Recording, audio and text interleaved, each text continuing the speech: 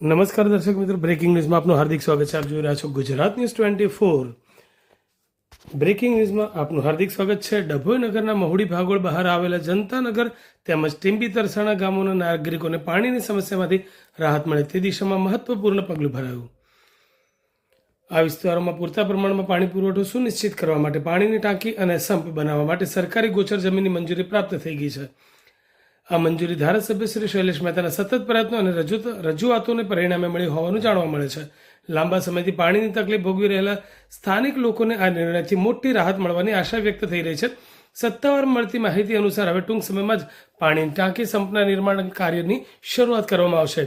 Project પૂર્ણ થયા બાદ મહુડી ભાગોળ બહારના વિસ્તારમાં પાણીની અછતનો પ્રશ્ન દૂર થશે અને લોકોને નિયમિત પાણી પુરવઠો મળી રહેશે. સ્થાનિકોમાં આ નિર્ણયને લઈને ખુશીની લાગણી જોવા મળી રહી છે. તેઓએ આ માટે સરકાર તથા ધારાસભ્યશ્રીનો આભાર વ્યક્ત કર્યો છે.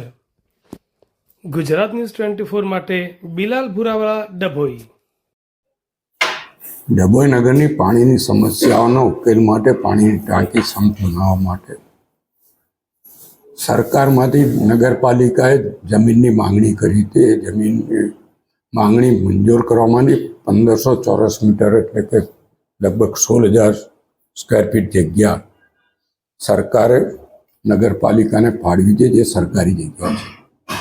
આ ફક્ત પાણીના કામો માટે આ જગ્યા ફાળવવામાં આવી છે, જેનાથી મહુડી ભાગોળની બહારના જે વિસ્તારો છે, ડભોઈ નગરના જનતાનગર અને બીજા વોર્ડ નંબર 3 અને 4, આ વિસ્તારોના લોકોની જે લાંબા સમયથી પાણીની તકલીફો હતી, એ પાણીની તકલીફો આનાથી સોલ્વ કરવામાં આવશે.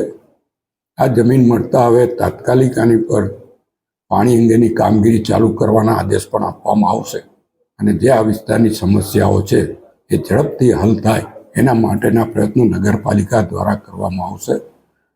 આ માટે હું ડભોઈ નગરના તમામ નાગરિકોને અભિનંદન આપું છું, શુભેચ્છા પાઠવું છું અને વડોદરાના કલેક્ટરશ્રી અને સરકારશ્રી, મુખ્યમંત્રીશ્રી સહિત તમામનો આભાર પણ માનું છું.